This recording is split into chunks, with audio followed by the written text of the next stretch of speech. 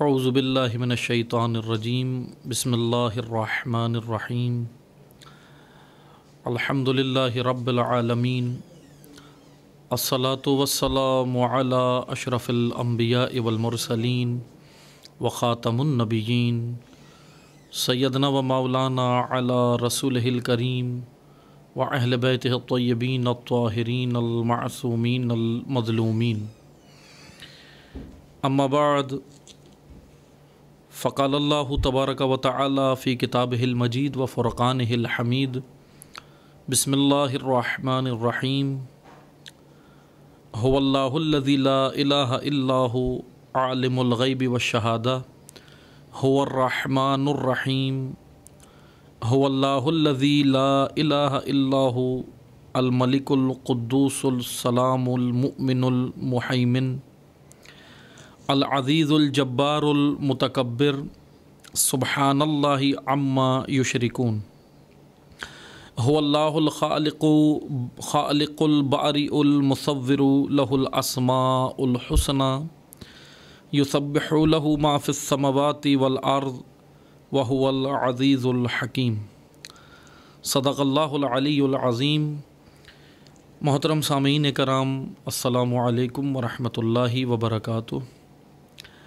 الحمدللہ اللہ تعالیٰ کی توفیق سے آپ مومنین کی خدمت میں جو موضوع ہم ذکر کر رہے ہیں سورہ مبارکہ حشر کی تفسیر و تشریح ہے۔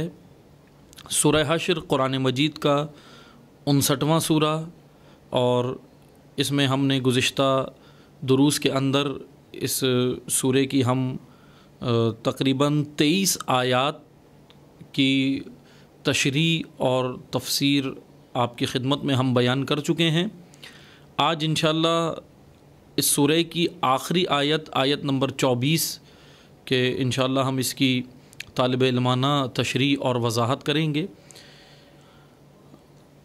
گزشتہ درس سے مربوط رہنے کے لیے یا اس سے متمسک ہونے کے لیے بس میں چند آرائز عرض کروں۔ میں آیات پچھلی پڑھ دیتا ہوں جو ہم نے گزشتہ درس میں پڑھی تھی، پھر انشاءاللہ آگے بڑھتے ہیں، اور انشاءاللہ آج اس سورہ کے جو تفسیر اور تشریح میں جو لیکچر اور دروس آپ کی خدمت میں بیان ہو رہے ہیں اس کا یہ آج آخری درس ہے۔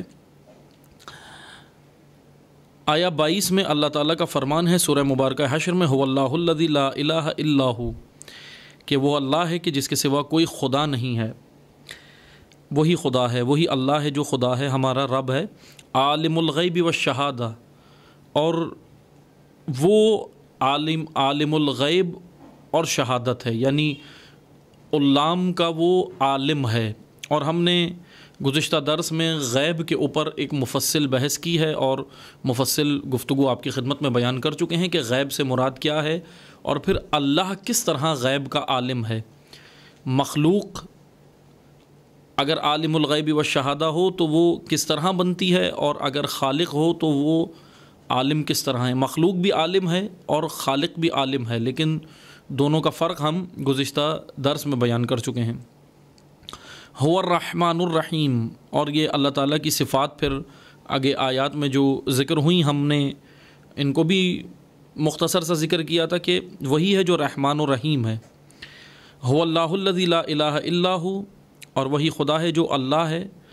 الملک القدوس، اور وہ مالک بھی ہے ہمارا اور قدوس بھی ہے۔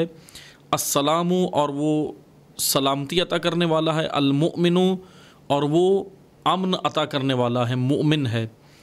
اور ہم نے اس کی بھی وضاحت کی تھی کہ انسان بھی مومن اور رب بھی مومن، تو یہ اس میں کس طرح ہم تقدیس و تنزیہ کریں کہ کس طرح اللہ تعالیٰ کی ذات کو ہم پاک کریں صفات مخلوق سے، کیونکہ اگر ہم مخلوق کی صفات کے مطابق ہی اللہ کو شمار کریں گے تو یہ شرک ہے۔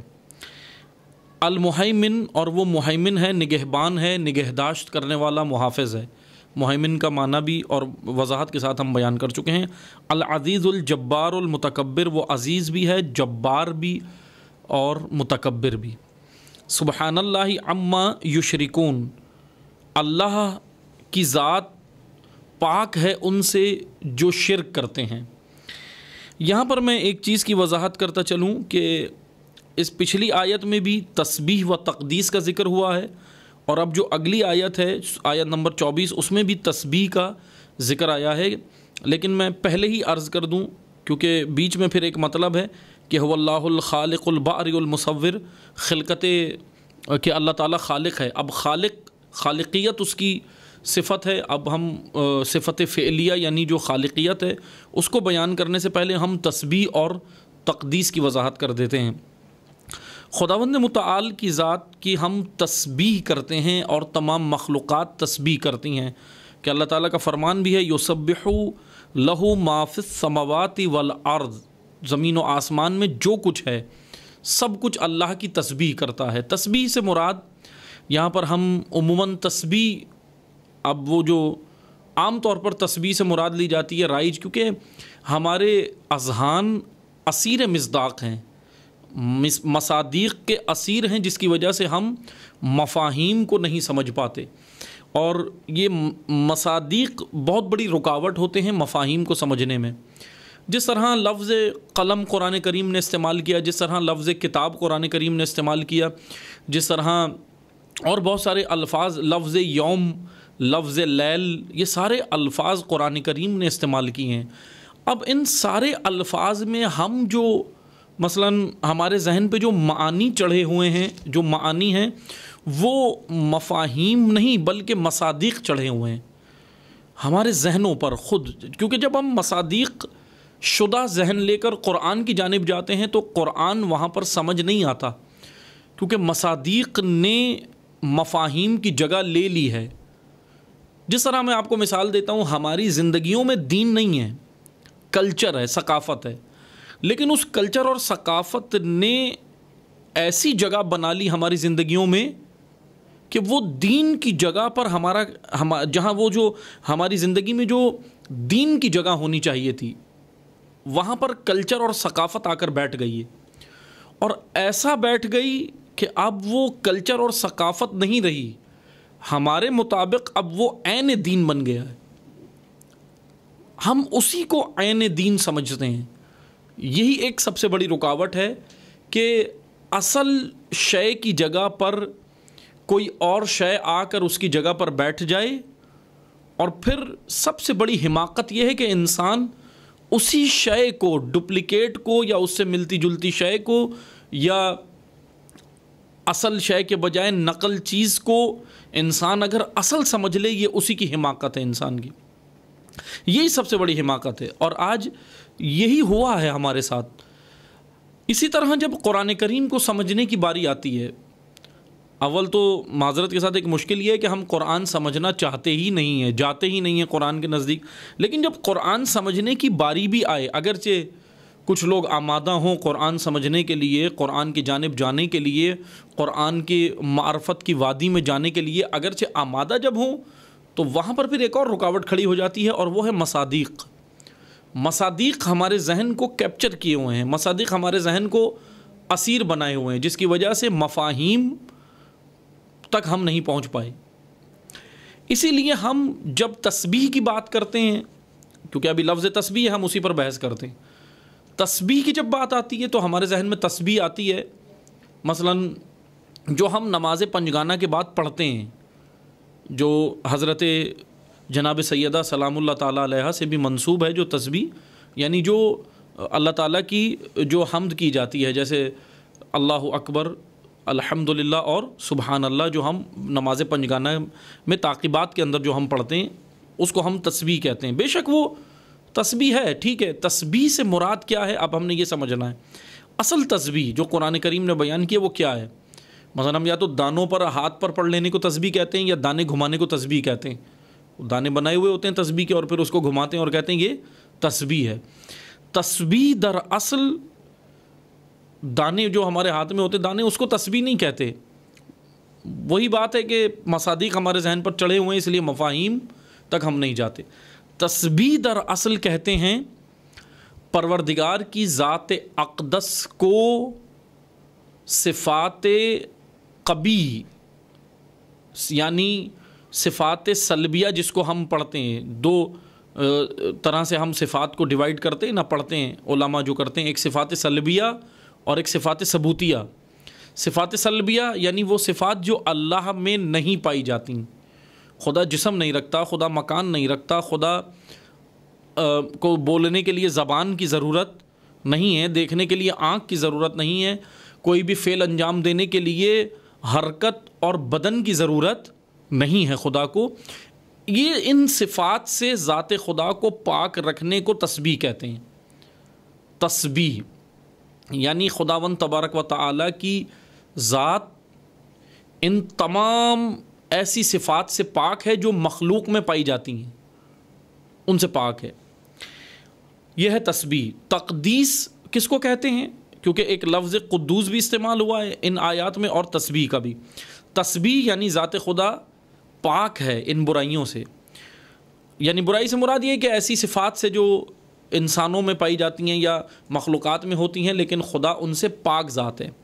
اور تقدیس کہتے ہیں خداوند تبارک و تعالی ان صفات سے بھی پاک ہے جو منفی نہیں ہیں، مثبت ہیں، لیکن پھر بھی مخلوقات کی طرح نہیں ہیں.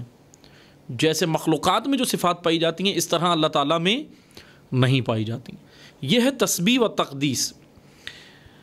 قرآن کریم نے اور بہت سارے الفاظ استعمال کیے ہیں جس کی وجہ سے پھر ہم جا کے پھنس جاتے ہیں. مثلا قلم کا لفظ ہے، یوم کا لفظ ہے، لیل کا لفظ ہے. اب یوم اور لیل ہمارے ذہن میں کیا ہے؟ دن اور رات. لیکن دن اور رات اس کے مصادیق میں سے ایک مصداق ہے، مفہوم نہیں ہے، مفاہیم نہیں ہے، بلکہ دن اور یوم اور لیل ایک وسیع معنی اپنے اندر رکھتے ہیں کہ انشاءاللہ وہ پھر کسی موقع پر بیان کریں گے. جب یہ اگر موضوع آیا اور آیات آئیں تو انشاءاللہ اس میں بیان کریں گے. آخری آیت نمبر 24 اب ہم یہاں سے شروع کر رہے ہیں، جس میں اللہ تعالیٰ کا فرمان ہے هو اللہ الخالق الباری المصور. وہی ہے وہ اللہ، وہی ہے وہ خدا جو خالق ہے، الباری کہ جس نے ٹھیک اندازوں کے مطابق خلق کیا ہے، لوگوں کو دنیا خلق کی ہے. المصور اور وہ صورت گری کرنے والا، مصور صورت بنانے والا، یعنی نیستی سے نکال کر ہستی میں لانے والا. وہی ہے وہ جو خالق ہے. هو اللہ الخالق الباری، اللہ تعالیٰ کی ذات خالق ہے، خالق فقط اللہ ہے. یہاں خلقت کے موضوع پر میں چند چیزیں آپ کی خدمت میں بیان کرتا ہوں، لیکن ہم اس آیت کی تشریح اور تفسیر کے لیے سہارا لیتے ہیں نہج البلاغہ کا. کلام نورانی امیر المومنین حضرت علی ابن ابی طالب علیہ الصلاۃ والسلام نہج البلاغہ ہے کہ میں تھوڑی سی یہاں پہ وضاحت کرتا ہوں آپ کی خدمت میں نہج البلاغہ سے کہ اسی آیت کی تشریح میں کہ اللہ خالق ہے، لیکن کیسا خالق ہے، کس طرح اس نے اشیاء کو خلق کیا، کس طرح اس نے خلقت کی ہے، اس کو تھوڑا سا سمجھنے کے لیے ہم نہج البلاغہ کا سہارا لیتے ہیں، کلام امیر المومنین کا، تاکہ ہمیں یہ خالقیت کا جو پروردگار عالم کی صفت ہے یہ ہمیں سمجھ آئے. نہج البلاغہ کا پہلا ہی خطبہ ہے، خطبہ اول نہج البلاغہ میں. اب خطبہ تو بہت طویل ہے، میں اس خطبے میں سے صرف ایک چھوٹا سا حصہ، ایک چند سطریں ہیں، 2-3 لائنیں ہیں، سطر ہے، صرف وہ آپ کی خدمت میں پڑھ رہا ہوں. خطبہ بہت طویل ہے، کیونکہ باقی خطبہ اس لیے نہیں کیونکہ وہ پھر ایک الگ موضوع ہو جائے گا.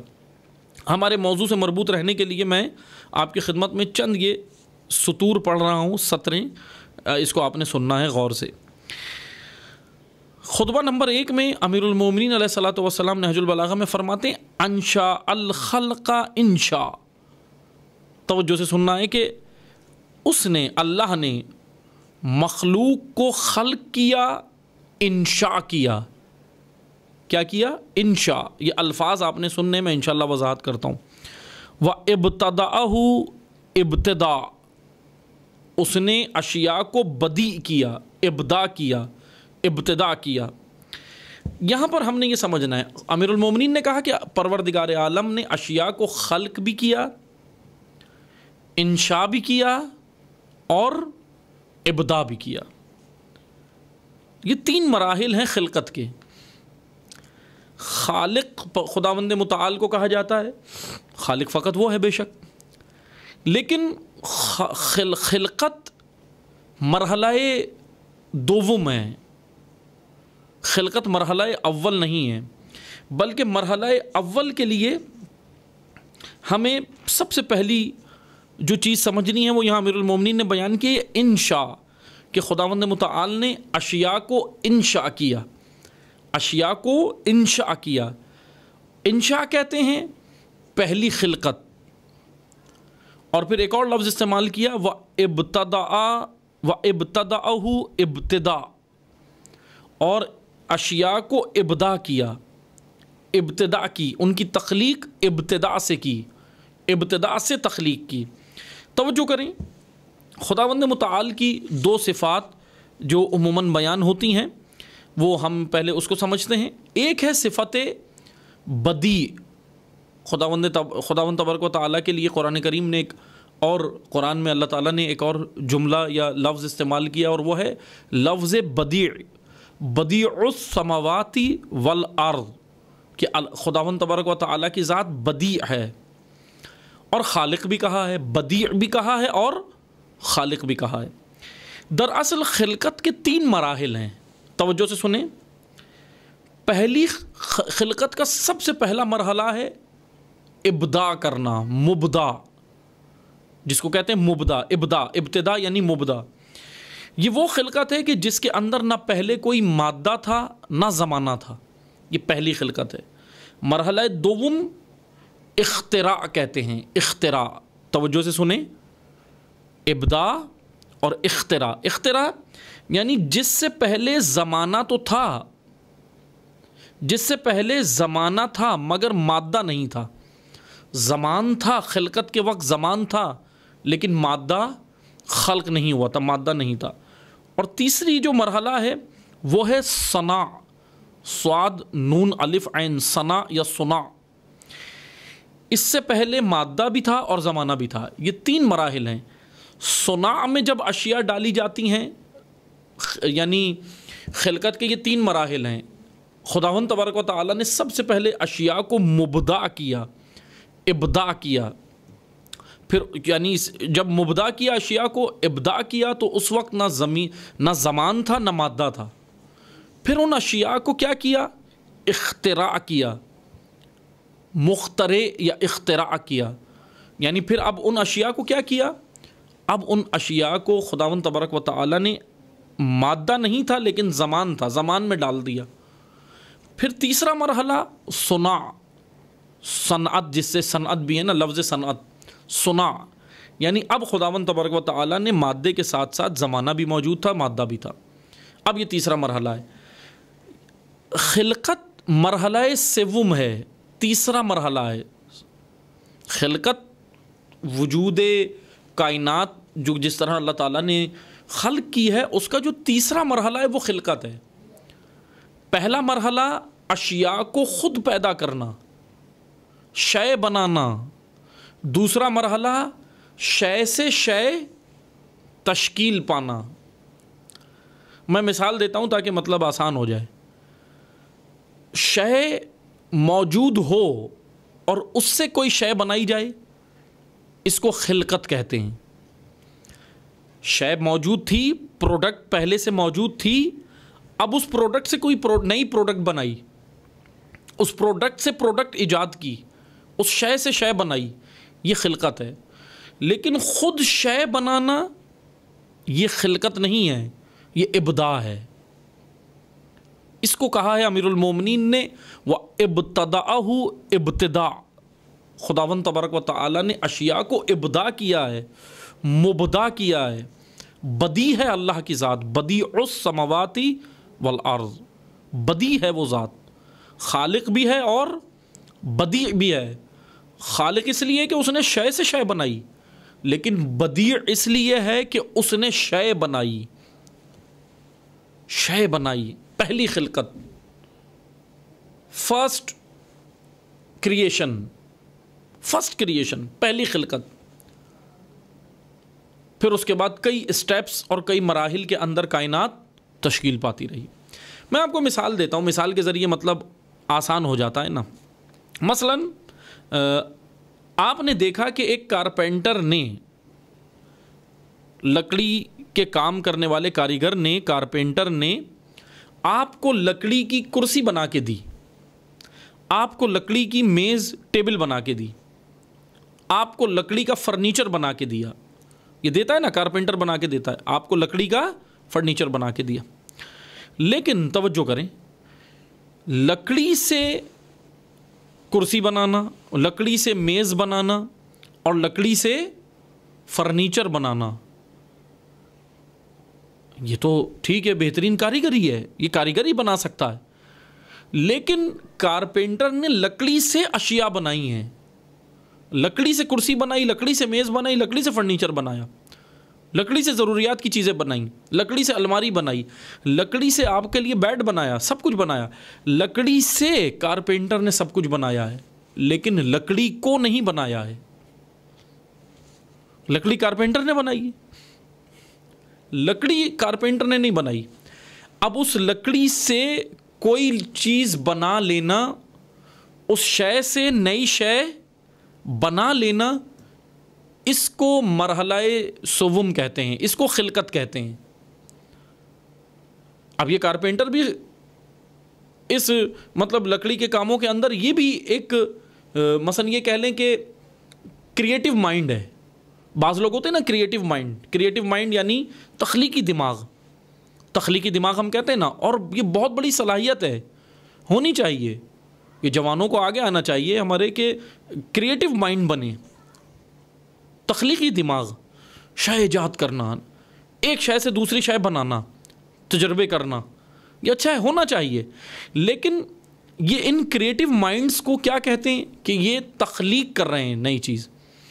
جیسے بہت ساری کائنات میں اشیاء انسانوں نے تخلیق کی ہیں، شے موجود تھی اس سے تخلیق کی ہے، اس کو خلقت کہتے ہیں. لیکن اس شے کو بنانا، جو شے کا وجود انسانوں کے پاس، انسان نے نہیں بنایا. لکڑی سے انسان نے لکڑی سے میز بنائی ہے، لیکن لکڑی انسان نے نہیں بنائی. لکڑی سے میز بننا یہ خلقت ہے، لیکن خود لکڑی کا وجود میں آنا یہ ابداع ہے، یہ ابداع ہے. اس کو کہتے ہیں ابداع. اور پھر اس شے سے اگلی اشیاء کو بنانا وہ خلقت ہے.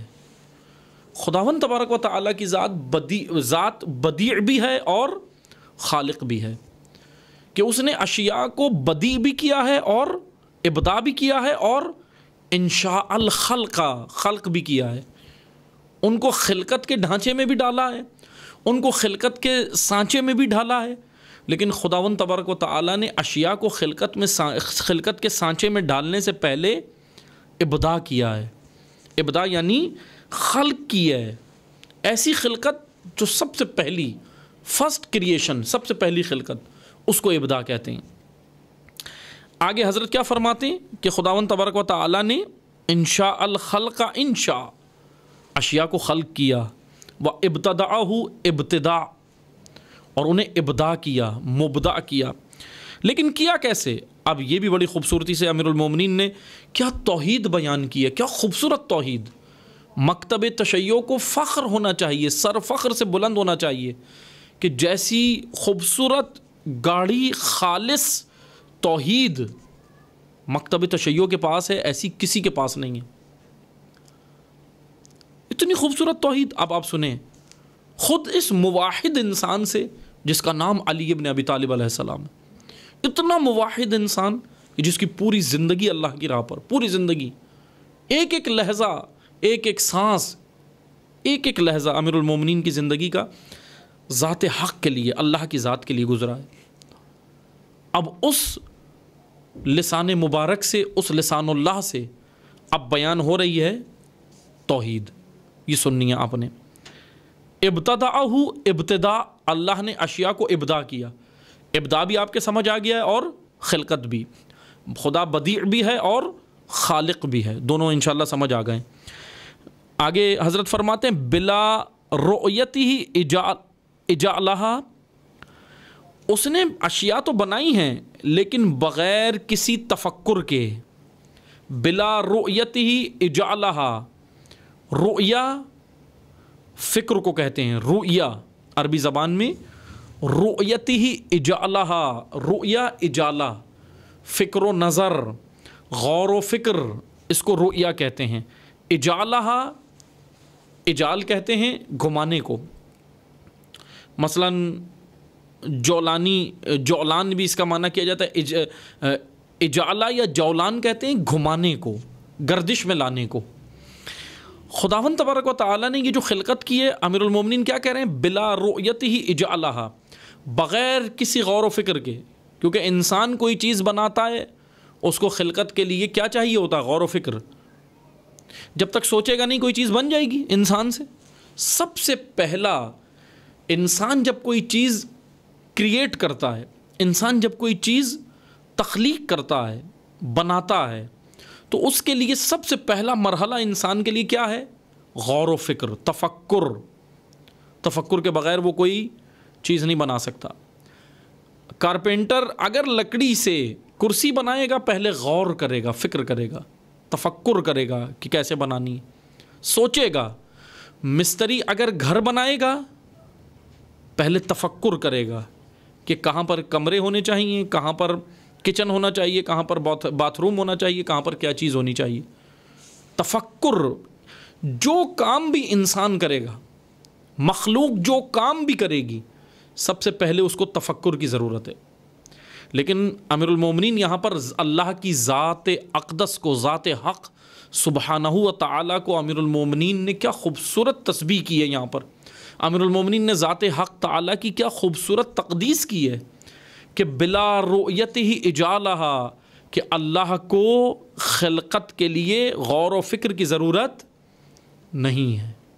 بغیر غور و فکر کے اس نے اشیاء کو ابداع کیا ہے، انشاء کیا ہے، اختراع کیا ہے، اصناع کیا ہے اور خلق کیا. بغیر غور و فکر کے. اس کو غور و فکر کی ضرورت نہیں ہے، یہ انسانوں کو ضرورت ہے. خدا فکر کا محتاج نہیں ہے، فکر کا خالق ہے. وہ فکر کا خالق ہے، فکر کا رب ہے، فکر کا بدی ہے. اس کو تو ضرورت نہیں ہے غور و فکر کی. بلا رؤیت ہی اجالہ، اللہ نے بغیر غور و فکر کے یہ کائنات بنائی. دوسرا مرحلہ، دوسری چیز جو تخلیق کے لیے چاہیے، انسان مخلوق کو چاہیے لیکن جو خالق کو نہیں چاہیے. خالق پاک ہے ان صفات سے. انسان کو پہلی چیز کیا چاہیے خلقت کے لیے؟ کوئی بھی چیز خلقت کے لیے غور و فکر، رؤیت اجالہ، رؤیا چاہیے، لیکن اللہ کو نہیں چاہیے. دوسرا ولا تجربۃ استفادہ، اللہ نے دوسری اس کی پاکیزگی یہ ہے، طہارت یہ ہے پروردگار کی ذات اقدس کی کہ اس نے اشیاء کو خلق کیا تو اس نے کسی تجربے سے استفادہ نہیں کیا. تجربہ، ایکسپیرینس، تجربہ. تجربے کے بغیر کوئی چیز انسان خلق کر سکتا ہے، تخلیق کر سکتا ہے؟ انسان کو چاہیے تجربہ. کریشن کے لیے کیا چاہیے؟ پہلی چیز غور و فکر، تفکر، سوچ. اردو میں ہمارے ہاں جو اردو میں فکر کا معنی ہے وہ ہے پریشانی. ہم کہتے ہیں نا، جیسے بات عام بول چال میں کہتے ہیں، کوئی اگر ہمیں اداس نظر آئے تو کہتے ہیں کہ بہت ہی زیادہ فکر میں ہے، یعنی پریشانی میں. ہم اردو میں پریشانی کو فکر کہتے ہیں، لیکن عربی زبان میں یا دین کی اصطلاح میں پریشانی کو فکر نہیں کہتے، بلکہ تفکر کو، غور و فکر کرنے کو اور سوچنے کو فکر کہتے ہیں. سوچنے کو، دقیق اور عمیق گہرائیوں کے ساتھ سوچ کو فکر کہتے ہیں دین کی اصطلاح میں، دین کی زبان میں. اللہ کو خلقت کے لیے فکر کی ضرورت نہیں ہے. اللہ کو خلقت کے لیے کسی تجربے کی ضرورت نہیں ہے. انسان کو تجربہ چاہیے. اس نے جو بھی چیز بنانی ہے انسان کو تجربے کی ضرورت ہے. تجربے کے بغیر بہت ساری چیزیں وہ نہیں بنا پاتا، ناکام ہو جاتا ہے. تجربہ چاہیے. دوسری چیز مخلوق کو تجربہ چاہیے. تیسری ولا حرکت احدثہا، تیسری چیز حرکت. تیسری چیز کیا ہے؟ حرکت. انسان کوئی چیز خلق کرے گا پہلے غور و فکر، دوسرا تجربہ اور تیسرا حرکت. عزیزان محترم، حرکت. کیونکہ جب میں مثلا میں نے سوچا کہ میں فلاں کام کروں، مثلا میں نے سوچا مثال کے طور پہ میں کتاب لکھوں، سوچا نا میں نے، تو مجھے اب میں نے پہلے سوچنا ہے، پہلے میرے ذہن میں آیا کہ کتاب فلاں موضوع پر لکھنی چاہیے، پھر اس کے بعد مجھے اس کتاب کو لکھنے کے لیے کچھ تجربے کی بھی ضرورت ہے، کچھ علم کی ضرورت ہے، استفادے کی ضرورت ہے۔ بزرگان کا جو تجربہ تھا، بزرگان جو تجربہ اپنا جو تھا ان کا، اس سے مجھے استفادے کی ضرورت ہے۔ پھر تیسرا مرحلہ، جب میں یہ دونوں چیزیں حاصل کر لوں گا، جب میں غور و فکر بھی کر لوں گا اور جب میں استفادہ تجربے سے بھی کر لوں گا، بزرگان کے تجربے سے جب میں استفادہ بھی کر لوں گا، تو اب تیسری چیز مجھے اس کام کے لیے، اس کتاب کو لکھنے کے لیے چاہیے، وہ ہے حرکت، جس کو ارادہ کہتے ہیں۔ ارادہ ہی تو حرکت کراتا ہے، ارادہ نہ ہو تو انسان حرکت نہیں کرتا۔ ارادہ ہے تو میں ابھی آپ کے سامنے بول رہا ہوں، ارادہ ہے تو آپ سنیں گے، ارادہ ہے تو ہم کچھ کھائیں گے، ارادہ ہے تو کچھ کریں گے۔ ارادے کے بغیر انسان کوئی بھی فعل انجام نہیں دیتا، کوئی بھی عمل انجام نہیں دیتا۔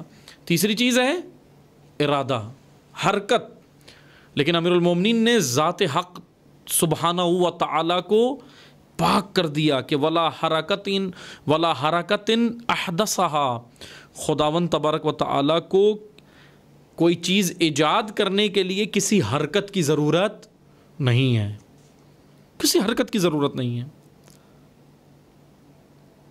بلکہ اس کا جو ارادہ ہے، ہمارا ارادہ ہمیں حرکت کراتا ہے۔ اللہ کا جو ارادہ ہے وہ ارادہ ہی فعل ہے، وہ ارادہ ہی عمل ہے، وہ ارادہ ہی کام ہے۔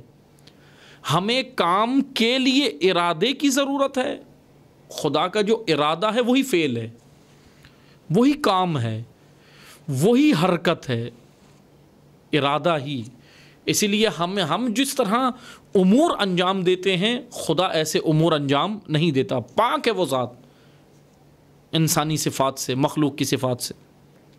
تیسری چیز حرکت، فکر، تجربہ، حرکت۔ اور پھر چوتھی چیز جو خلقت کے لیے چاہیے وہ ہے ولا حمامت نفس اضطرب فیہا، چوتھی چیز چاہیے اہتمام نفس، نفس کے اندر موجود، یعنی اگر نفس نہیں ہوگا تو انسان فعل انجام نہیں دے سکتا۔ ارادہ کون کرے گا؟ نفس۔ حرکت انسان سے کون کرائے گا؟ خود نفس، خود انسان۔ لیکن خدا کو کسی نفس کی ضرورت نہیں ہے، پاک ہے وہ ذات، پاک ہے وہ ذات، سبحان اللہ، پاک ہے وہ ذات۔ یہ چار چیزیں امیر المومنین نے بیان کی کہ خلقت کے لیے کیا چاہیے، یہ چاروں چیزیں انسانوں کو، اللہ کو نہیں چاہیے۔ انسان جب کوئی کام کرے گا اس کو یہ چار چیزیں چاہیے، فکر، تجربہ، حرکت اور اہتمام نفس۔ دوبارہ سن لیں، فکر، تجربہ، حرکت یا ارادہ اور اہتمام نفس۔ ان چاروں چیزوں کو جب ملیں گی تو پھر انسان حرکت کر کے کوئی شے بناتا ہے۔ لیکن خداوند تبارک و تعالیٰ کو فکر، حرکت، تجربہ، اہتمام نفس کسی بھی چیز کی ضرورت نہیں ہے، خدا اس طرح فعل انجام نہیں دیتا۔ احال الاشیاء، پھر اس کے بعد اس نے تمام اشیاء کو اوقاتہا، تمام اشیاء کو ان کے اوقات کے حوالے کر دیا۔ یعنی خداوند تبارک و تعالیٰ کا بڑا خوبصورت قانون ہے، اشیاء خلق ہوئیں، اشیاء اللہ تعالیٰ نے خلق کی ہیں، لیکن وہ ایک اندازے کے مطابق، ایک زمان کے مطابق، وہ اپنے زمان کے مطابق وجود میں آئی ہیں۔ اوقاتہا، اپنے اوقات و زمان کے مطابق اللہ نے ان کو سب کو اوقات کے حوالے کر دیا، زمان کے حوالے کر دیا خلق کر کے۔ اب وہ ان کا جو اوقات اور زمان ہے وہ اسی وقت خلق ہوں گی۔ ابداع کر کے خدا نے اشیاء کو جب ابداع کیا، پہلی خلقت، فرسٹ کریشن ابداع، جب خدا نے اشیاء کو ابداع کیا تو پھر ان کو کیا کیا؟ احال الاشیاء لی اوقاتہا، اوقات زمان کے حوالے کر دیا۔ اب زمان سے وہ وجود میں آتی رہیں گی، زمان سے وہ وجود پاتی رہیں گی. یعنی خدا نے فرسٹ کریشن یعنی نیستی سے، عدم سے نکال کر ہستی دے دی. نیستی سے ہستی اللہ نے دے دی اور زمان کے حوالے کر دیا. اب وہ اپنے مقررہ وقت، زمان یعنی مقررہ وقت، قانون اللہ کا خلقت کا اس طرح ہے، ہم نے یہ سمجھنا ہے. مقررہ وقت، کوئی بھی چیز اللہ کے مقرر کردہ وقت سے نہ آگے جا سکتی ہے نہ پیچھے آ سکتی ہے. مقررہ وقت یعنی جس کو اوقاتہا امیر المومنین نے کہا زمان، زمان کے حوالے کر دیا. اب وہ زمان سے وجود میں آتی رہیں گی، تخلیق ہوتی رہیں گی، خلق ہوتی رہیں گی. خلق مرحلہ بعد کا ہے، پہلا مرحلہ ابداع ہے، فرسٹ کریشن ابداع، پھر اس کے بعد سیکنڈ اور تھرڈ کریشن خلق، خالقیت. یہ کیسے ہوں گی؟ ایک مقررہ وقت کے مطابق، ایک مقررہ وقت پر. قانون اللہ نے خلقت کا اس طرح رکھا ہے. مثلا میں آپ کو مثال دیتا ہوں نا، حضرت آدم علیہ السلام کی خلقت ہو یا حضرت عیسیٰ علیہ السلام کی خلقت ہو. حضرت آدم کیسے خلق ہوئے؟ بغیر ماں باپ کے پیدا ہوئے نا حضرت آدم علیہ السلام، پہلے نبی کیسے ہوئے؟ بغیر ماں باپ کے. اور حضرت عیسیٰ علیہ السلام کیسے پیدا ہوئے؟ بغیر والد کے. مشہور ہے نا، سب کو معلوم ہے، قرآن کریم نے بھی ذکر کیا، سب کو معلوم ہے. کیا یہ قانون الہی سے ہٹ کر ہوا یہ کام؟ نہ، ایسے نہیں ہے. خلقت آدم ہو یا خلقت مسیح ہو، خلقت آدم ہو یا خلقت عیسیٰ ہو، یہ معمول سے ہٹ کر ہوئی ہیں، قانون سے ہٹ کر نہیں ہوئی. یہ دونوں خلقتیں معمول سے ہٹ کر ہیں. جس طرح معمول کے مطابق انسان کی خلقت ہوتی ہے، جو ہمارے لیے معمول ہے، جو مخلوق کے لیے معمول ہے، جو ہم دیکھ رہے ہیں، اس معمول سے ہٹ کر ان کی خلقت ہے، لیکن قانون سے ہٹ کر نہیں ہے. قانون اللہ کا وہی مقرر کردہ ہے. کون سا ہے قانون؟ احال الاشیاء لاوقاتہا، نیستی سے ہستی کا سفر اللہ نے کر دیا، پہلی خلقت. اب وہ ہستی اپنا وجود پاتی رہے گی، اپنا وجود پاتی رہے گی. اس طرح خداوند تبارک و تعالی نے خلقت کی ہے. ولا بین مختلفاتہا، اور پھر ان کے اختلافات میں تناسب پیدا کر دیا. ولا بین مختلفاتہا، ان میں جو اختلافات اشیاء کے اندر جو تھے ان میں ایک بین، ایک تناسب پیدا کر دیا. ان میں اب خلقت میں کوئی اختلاف نہیں پایا جائے گا. وغرض غرائزہا، اور سب کے غرائز، طبیعتیں مقرر کر دی ہیں، ان طبیعتوں میں ڈال دیا ہے غرائز.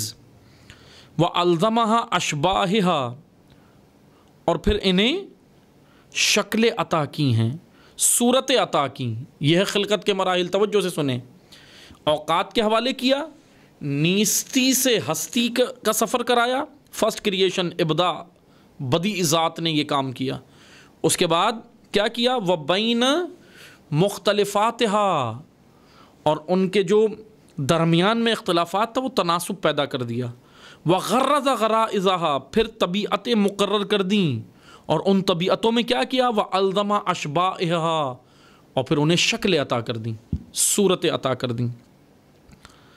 عالماً بہا قبل ابتدائہا، اب یہ خدا کی صفت علم ہے جو ہم بیان کر چکے ہیں عالم الغیب والشہادہ کی آیت میں. کہ امیر المومنین کیا کہہ رہے ہیں؟ آگے بڑھ کر، آگے چل کے کیا کہہ رہے ہیں؟ کہ خداوند تبارک و تعالیٰ کو عالماً بہا قبل ابتدائہا، کہ وہ ایسا عالم ہے کہ اسے ابتدا سے پہلے ہی علم تھا. یہ وہ عالم نہیں ہے جو ابتدا کے بعد، معلوم کے وجود میں آنے کے بعد جو عالم بنے وہ مخلوق ہے، لیکن جو خود معلوم کا خالق ہو وہ خدا ہے. معلوم کے وجود میں آنے کے بعد کوئی شے بن گئی، پھر مجھے پتہ چلے کہ یہ ہے، یہ انسان ہے جو اس طرح عالم بنتا ہے. معلوم کے وجود میں آنے کے بعد علم آئے وہ مخلوق ہے، لیکن جو معلوم کا ہی خالق و رب ہے وہ خدا ہے۔ آگے پھر یہ خطبہ چل رہا ہے، لیکن ہمارے موضوع سے صرف یہ چند سطریں ہمارے موضوع سے مربوط تھیں جو ہم نے آپ کی خدمت میں پڑھی ہیں، تلاوت فرمائی ہیں۔ عزیزان محترم، یہ ہے خداوند تبارک و تعالیٰ کی خلقت کا خوبصورت قانون کہ کس طرح اللہ نے خلق کیا ہے۔ هو اللہ الخالق الباری المصور، یہ خداوند تبارک و تعالیٰ کی ذات جس نے نیستی سے نکال کر ہستی میں ہمیں ڈال دیا، ہمیں خلقت عطا فرمائی۔ المصور، صورتیں عطا کی۔ لہ الاسماء الحسنی، اس کے لیے یہ اسماء حسنہ پروردگار کے لیے ہیں۔ یہ اسماء حسنہ کا ذکر ہوا ہے نا سارا یہ گزشتہ آیات میں۔ اسماء الحسنہ دراصل پروردگار عالم کی معرفت کے دروازے ہیں۔ یہ میں نے حدیث گزشتہ درس میں بھی پڑھی تھی کہ امام جعفر صادق علیہ الصلوۃ والسلام کا فرمان ہے کہ اللہ کے اسم اعظم، اللہ کے اسماء الحسنہ دراصل خداوند تبارک و تعالیٰ کی معرفت کے دروازے ہیں۔ یہ ورد کے لیے نہیں ہے، ہم عموماً اسماء کو ورد کے لیے رکھا ہوا ہے۔ اسماء اعظم کو، اسماء پروردگار کو یا تو ہم نے تعویذ بنا کے اس کو پہننے کے لیے رکھ لیا، یا اس کو پڑھ کے پانی میں پھونک کے لوگوں کو پلانا شروع کر دیتے ہیں مریضوں کو، یا اس سے ہم اور بہت سارے کام کر لیتے ہیں، لیکن اس لیے نہیں ہے اسماء حسنہ۔ اسماء اعظم امام علیہ السلام فرما رہے ہیں، امام جعفر صادق علیہ السلام فرما رہے ہیں کہ خداوند تبارک و تعالیٰ کے اسماء اعظم یا اسماء الحسنہ معرفت کے دروازے ہیں۔ ان اسماء کے ذریعے سے انسان جائے معرفت کی وادی میں اور خدا کی معرفت حاصل کرے۔ یسبح لہ ما فی السماوات والارض، اور کائنات میں جو کچھ ہے، زمین و آسمان، سماوات والارض۔ اب بہرحال اس کی وضاحت کی ضرورت ہے کہ سماوات اور ارض کیا ہے۔ وہی میں دوبارہ بات کروں گا کہ ہمارے ذہن مصادیق کے اسیر ہیں۔ جیسے ہی سما اور ارض کی باری آتی ہے ہم کہتے ہیں زمین اور آسمان، بس اتنا سادہ سا۔ یہ زمین اور یہ آسمان، یہ زمین ارض کی مصداق ہے اور یہ آسمان سما کا مصداق ہے، لیکن کل کا کل سما و ارض نہیں ہے۔ جس زمین پر ہم رہ رہے ہیں یہ ارض کا ایک چھوٹا سا مصداق ہے۔ جس سما کو ہم آنکھوں سے آسمان کو دیکھ رہے ہیں یہ سما کا ایک چھوٹا سا مصداق ہے، لیکن کل کا کل سما و ارض ابھی وہ ہمارے اوپر منکشف نہیں ہے۔ کل کا کل اس کے بارے میں کون جانتا ہے؟ عالم الغیب والشہادہ، ذات حق فقط جانتی ہے۔ اس لیے ہم مصادیق کی وجہ سے ہم اسیر ہو جاتے ہیں۔ مصداق ہم نے سنا، اچھا جی زمین، ارض کا جہاں معنی آیا کہتے ہیں یہ زمین بس، کیونکہ ظاہر سی بات ہے۔ میں آپ کو ایک مثال دیتا ہوں۔ ایک کنویں کا مینڈک تھا اور ایک سمندر کا مینڈک تھا۔ سمندر کا مینڈک پھدکتا ہوا کنویں میں گر گیا۔ اب کنویں کے مینڈک نے سمندر کے مینڈک نے کنویں کے مینڈک سے کہا کہ بھائی تم جانتے ہو، تم نے کبھی سمندر دیکھا ہے زندگی میں؟ کبھی اپنی آنکھوں سے سمندر دیکھا ہے؟ اب وہ مینڈک جو کنویں میں رہتا تھا اس کو کیا پتا سمندر کیا ہے؟ اس نے بولا کہ سمندر تو نہیں دیکھا، لیکن میں اپنے اندازے سے بتا سکتا ہوں کہ سمندر کتنا ہوگا۔ تو اس نے سمندر کے مینڈک نے کنویں کے مینڈک سے کہا کہ بتاؤ سمندر ہے کتنا بڑا؟ اس نے اپنے ہاتھوں کو پھیلایا، کہا سمندر اتنا بڑا ہوگا۔ کنویں کے مینڈک نے اپنے ہاتھوں کو پھیلایا کہ سمندر اتنا بڑا ہوگا، کہا کہ نہ بھائی اس سے بڑا ہے۔ اس نے بولا اتنا بڑا ہوگا۔ وہ اپنے ہاتھوں کو پھیلاتا گیا، سمندر کے مینڈک نے بولا کہ نہ بھائی اس سے بھی بڑا ہے۔ آخر میں تھک ہار کے کنویں کے مینڈک نے کہا کہ اچھا اب آخری میری بات سن لو، جتنا بڑا یہ کنواں ہے اس سے بڑا تو کائنات میں کچھ ہے ہی نہیں، تو اب اس سے بڑا تو سمندر نہیں ہو سکتا۔ بہرحال سمندر کے مینڈک نے کہا کہ تم آؤ میرے ساتھ، ہاتھ پکڑا، باہر لے آیا، کنویں سے باہر لے آیا۔ کنویں کے مینڈک نے جیسے ہی سمندر دیکھا بے ہوش ہو گیا۔ کیوں؟ اس لیے کہ کنویں کے مینڈک کی کل کائنات وہ کنواں تھا، اس نے کبھی سمندر دیکھا ہی نہیں۔ کنویں کے مینڈک پر کبھی سمندر کے وجود کا انکشاف ہی نہیں ہوا، تو اسے کیا پتا سمندر کیا ہے؟ عزیزان محترم، انسانی وجود، انسانی دماغ، مخلوق کی حد، مخلوق کی وسعت، مخلوق کی بلندی، مخلوق کا سفر ایسے ہی ہے جیسے کنویں کا مینڈک. ذات حق کے سامنے، ذات رب کے سامنے مخلوق کی معرفت ایسے ہی ہے جیسے کنویں کا مینڈک. کہ ہمارے ساتھ بھی یہی ہوتا ہے. جیسے ہی زمین و آسمان، سماوات والارض قرآن نے کہا، ہمارے ذہن میں آتا ہے یہی زمین یہی آسمان. لیکن زمین و آسمان مخلوقات خدا اس سے بڑھ کر ہیں. جتنی مجھ پر، جتنی ہم پر، جتنی دانشوروں پر، جتنی علماء پر، جتنی انبیاء پر، جتنی اولیاء پر، جتنی اوصیاء پر کائنات کا انکشاف ہوا ہے، وہ ان کی اپنی الہی معرفت ہے. لیکن کائنات اتنی نہیں ہے جتنی انکشاف ہوا ہے. جتنا انکشاف ہوا یہ ہماری وسعت ہے. جتنا انکشاف عام آدمی پہ ہو یہ اس کی حد ہے. جتنا انکشاف ولی پر ہو یہ اس کی حد ہے. جتنا کائنات کا انکشاف کسی نبی پر ہو یہ اس کی معرفت کی حد ہے. لیکن کائنات اتنی نہیں ہے جتنا معرفت ہوئی ہے، بلکہ کائنات عالم علام جو اللہ نے خلق کیے وہ اس سے بھی کہیں ماورا ہے، اس سے بھی کہیں زیادہ ہیں، جو جہاں تک ہماری رسائی نہیں ہے. جہاں تک ہوئی ہے رسائی وہ معرفت کی وادی ہے ہماری، وہاں تک ہم گئے ہیں. ویل اینڈ گڈ، بہترین ہے. اور خدا نے ہمیں اتنا ہی کہا ہے جتنی ہم معرفت کی وادی میں جائیں اور معرفت رب حاصل کریں، معرفت کائنات حاصل کریں، انکشافات ہوں ہمارے اوپر، دانشور بنیں، اہل قلم بنیں اللہ کی کائنات میں. کیونکہ خدا نے خود کہا ہے نا، سیرو فی الارض، زمین پر نکلو، انکشافات تم پر ہوں گے، اللہ کی زمین پر جاؤ. جتنی ہم حاصل کریں ویل اینڈ گڈ، کرنا ہے. اب یہ نہیں کہ میں یہ نہیں کہہ رہا ہوں کہ گھر میں بیٹھ جائیں جی ہم سے کچھ نہیں ہو سکتا، نہ. معرفت کی وادی میں آگے جا کر جو معرفت کی وادی میں نہیں گیا اور وہ کہے مجھ سے نہیں ہوگا، اس پر حیف ہے، یہ قابل مذمت ہے. لیکن جو معرفت کی وادی میں گیا، انتھک محنت کی اور اپنی محنت اور اپنی وسعت اور اپنی طاقت اور اپنی استعداد، اپنی لیاقت کے اور اپنی صلاحیت کے مطابق جا کر اس نے کہا کہ بس اب آگے نہیں ہو سکتا، تو بس خدا کا جواب کیا آتا ہے؟ سمع اللہ لمن حمیدہ. خدا نے تمہاری حمد سن لی ہے، خدا نے تمہاری یہ معرفت قبول کر لی ہے. لیکن جو میدان معرفت سے باہر بیٹھ کر باتیں کرے وہ بیکار انسان ہے. جو میدان معرفت میں آ کر کہے، وادی معرفت، وادی توحید میں آئے اور آ کر پھر اللہ کے کائنات کی معرفت حاصل کرے، رب کی معرفت حاصل کرے، اور جتنی اس میں استعداد اور لیاقت ہے وہاں جا کر جب کہے تو پھر خدا کہتا ہے کہ بے شک بس تیری ہم نے حمد سن لی ہے. سمع اللہ لمن حمیدہ، ہم نے سن لی ہے، یہی ہمیں قبول ہے، قبول کر لیے تیرے رب نے. بس عزیزان محترم، سماوات اور ارض کئی زیادہ ہیں، جتنے ہمارے سامنے اتنے نہیں ہیں، بلکہ ہم پر ان کے اس وہاں تک رسائی ہی نہیں ہے جتنے علام اللہ نے خلق کیے. لیکن جانا بھی ہے، وہاں تک جانا ہے جہاں تک ہماری استعداد و لیاقت و صلاحیت ہے.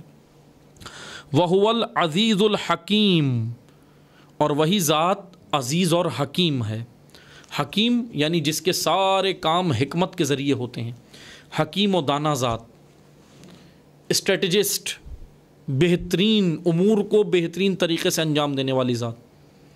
حکیم اور عزیز یعنی عزتیں اس کے پاس ہیں. یہاں پر اس سورہ کا اختتام ہوتا ہے. آیت نمبر 24 ہم نے پڑھ لی ہے، اور شکر بھی بجا لاتے ہیں خداوند تبارک و تعالیٰ کا کہ اللہ تعالیٰ نے ہمیں یہ توفیق عطا فرمائی کہ یقیناً خدا کی توفیق، خدا کی عنایت اور خدا کی لطف کے بغیر ممکن ہی نہیں ہے کہ ہم کوئی بھی کام انجام دے سکیں. آج اگر ہم نے اس سورہ کو مکمل کیا ہے، آیت نمبر 24 آپ کی خدمت میں ہم نے طالب علمانہ نقائص سے بھرپور تشریح آپ کی خدمت میں کی ہے، نقائص سے بھرپور تفسیر کی ہے یقیناً. لیکن انہی نقائص کے ساتھ بارگاہ الہی میں حاضر ہو کر یہی دعا کرتے ہیں کہ خداوند تبارک و تعالی ہمارے نقائص کو ذات رحیم برطرف کر کے ہمیں ہمارے اس قلیل سے ذکر کو انشاءاللہ قبول فرمائے گا خدا، اور انشاءاللہ ہمیں توفیق، ہمیں مزید خداوند تبارک و تعالی قرآن فہمی کی توفیق عطا فرمائے انشاءاللہ۔ والسلام علیکم ورحمۃ اللہ وبرکاتہ۔